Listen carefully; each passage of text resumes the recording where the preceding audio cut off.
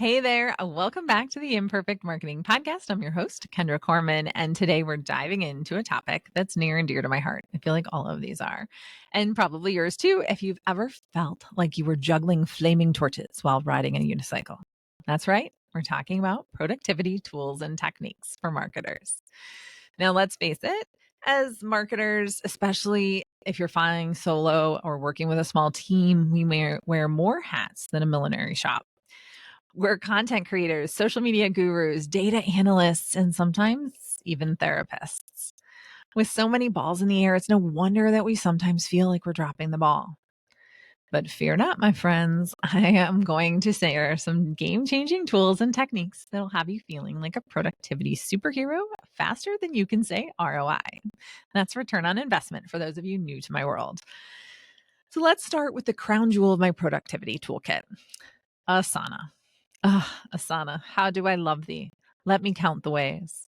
This project management tool is my ride or die for organizing marketing campaigns, tracking tasks, and get this, even managing my ideas. It's like having a personal assistant who never sleeps, never complains, and always remembers everything. If you're not using Asana, you're missing out on some serious productivity mojo. Now, when it comes to content creation and collaboration, Microsoft 365 is my go to.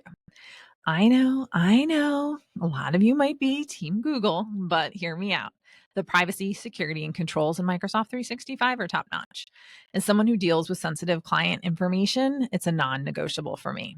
Plus, with tools like Word, Excel, PowerPoint all in one place, SharePoint for sharing files, it's like the Swiss Army knife of productivity suites. Now, let's talk a little bit about social media management, shall we? In the fast paced world of tweets, posts, and stories, you need a tool that can keep up. Enter Metricool. This is my personal favorite. This bad boy lets me schedule posts, analyze performance, and even peek at what some of my competitors are up to at times. It's like having x ray vision for your social media strategy.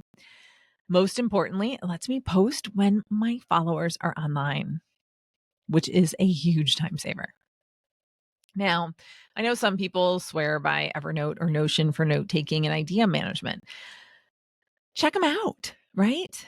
I've found though that Asana does the job for me. It's like my idea vault. I actually have an idea vault in there. It's my task manager and project planner all rolled into one. Why use multiple tools when you can just rule them all, right? So here's a curveball for you though. Amidst all this digital wizardry, I still use a paper planner. Yep, you heard that right. I need to do like a hashtag not sponsored. Full focus planner is my old school productivity secret weapon. There's something about putting a pen to paper that just makes my brain tick. I use it alongside my digital tools, and let me tell you, it's a match made in productivity heaven.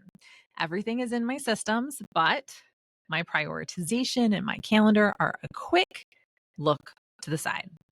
Now, you've probably heard of the Pomodoro Technique. And if you listened to me a couple weeks ago, you definitely heard of the Pomodoro Technique. I've got a couple of episodes on it.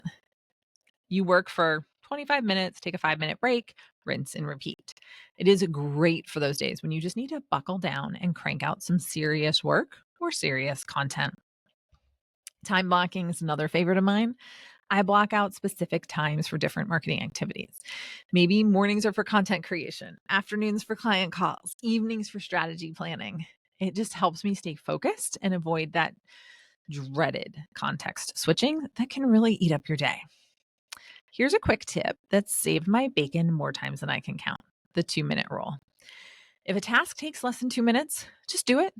When you go through your email, and I recommend time blocking to go through your email, I go through my email 4 to 5 times a day. If I go through it more often than that, I'm definitely not getting much done that day. This is going to prevent small tasks from piling up and becoming overwhelming. Also, one of my favorites, batching. Grouping similar tasks together, like scheduling all your social media posts for the week in one go, can be a real time saver. I can't tell you how many clients fight me on this. They're like, oh, I'm like, hey, I gave you access to Metricool and I don't see any posts for the week. Oh, I'm working on them one at a time. I'll do one tomorrow and one the next day. And I can outperform them 10 to 1, easy, just because I batch. That context switching is a real pain in the tuchus. Now, the real magic happens when you start combining these tools. Again, I use Asana to lay out my projects and tasks, time block my day in my full focus planner, my calendar. It's productivity at a game-changing level.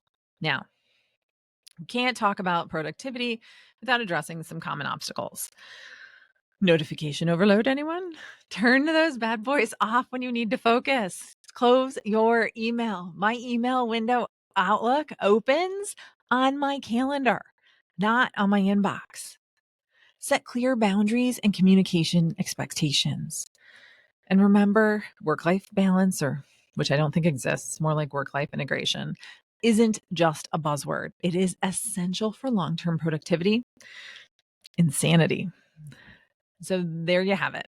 These are the tools and techniques that keep my marketing machine running smoothly. Productivity isn't about working harder, it's about working smarter. So I want you to find the tools and techniques that work for you. Don't be afraid to mix things up. And before you go, I'd love to hear about your favorite productivity hacks. Drop them in the comments, shoot me a message. Next week, we'll be talking about, well, you'll just have to tune in to find out. Until then, keep your marketing imperfect and your productivity perfect.